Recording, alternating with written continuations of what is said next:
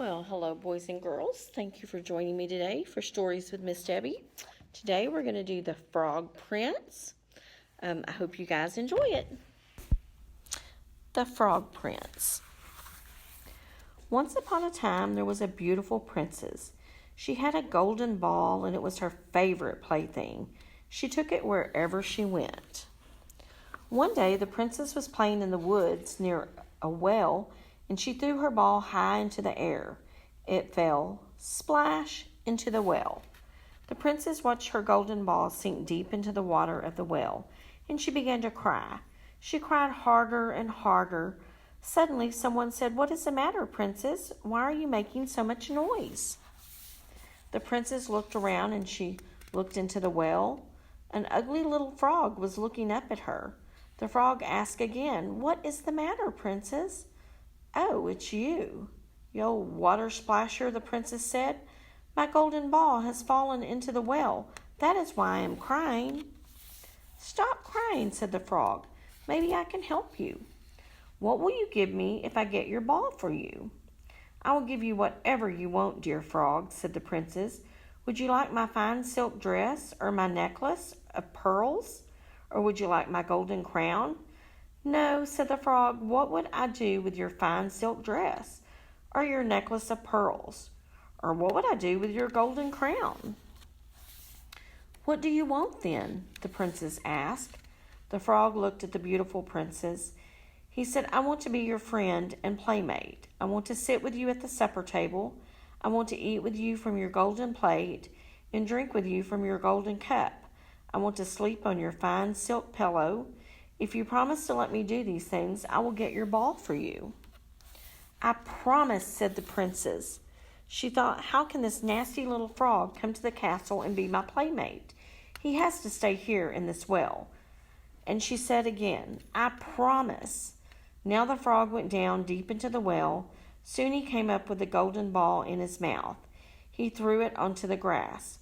"Oh," said the princess, "my golden ball." She picked it up and ran away. "Wait, wait," cried the frog. "Take me with you. I can't go as fast as you." But the princess did not wait. She ran home to the castle, and soon she forgot all about the poor little frog. The next day at supper time, the princess sat at the table with her father, the king, and all the people of the court.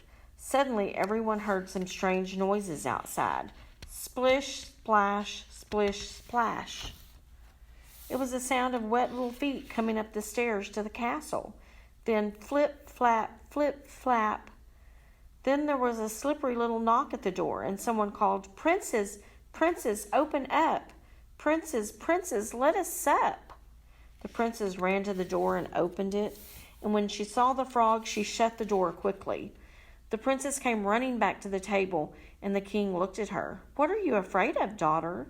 he asked. "Is there a giant at the door who wants to carry you off?" "Oh, no, father," said the princess. "It is not a giant. It's a nasty little frog." The princess told her father how the frog had found her ball, and she told him about her promise. "I promised I would let him be my friend and playmate," she said, "but I never thought he would come out of the well." Flip, flap, flip, flap.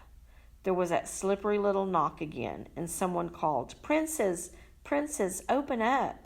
Princess, princess, let us sup. Remember who brought you the ball that fell. Remember your promise by the well." "You must keep your promise, daughter," said the king. "Open the door and let the frog in." So the princess had to open the door. The frog hopped in and followed her to the table. He stopped by her chair. "Pick me up and put me next to your plate," said the frog. "Go ahead," said the king. "Do as the frog says. You must keep your promise." The princess had to put the frog on the table. Everyone could see that she really did not want to do it. The frog ate with the princess from her golden plate, and he drank with her from her golden cup. The frog liked his supper very much, but the princess could not eat a thing. At last the frog said, "Now I'm ready to go to sleep. Carry me to your bedroom and put me on your fine silk pillow." The princess began to cry. "Stop crying," said the king. "Do as the frog says. You made a promise, and you must keep it." So the princess had to carry the frog to her bedroom. She took a hold of him with 2 fingers, and she put him in the corner. But the frog said, "I am tired. I want to go to sleep on a fine bed just like you. Put me on your silk pillow, or I will tell your father." That made the princess very angry. She picked up the frog and she threw him against the wall. But when he fell to the floor, the frog was no longer a frog. Now he was a tall prince with beautiful, kind eyes, and he was smiling at the princess. "A wicked witch turned me into a frog," he said, "but now the spell is broken." The very next day, the prince and the princess were married. A golden coach with 8 white horses drove up to the castle. The prince now took the princess to his own land, and they lived there happily forever after.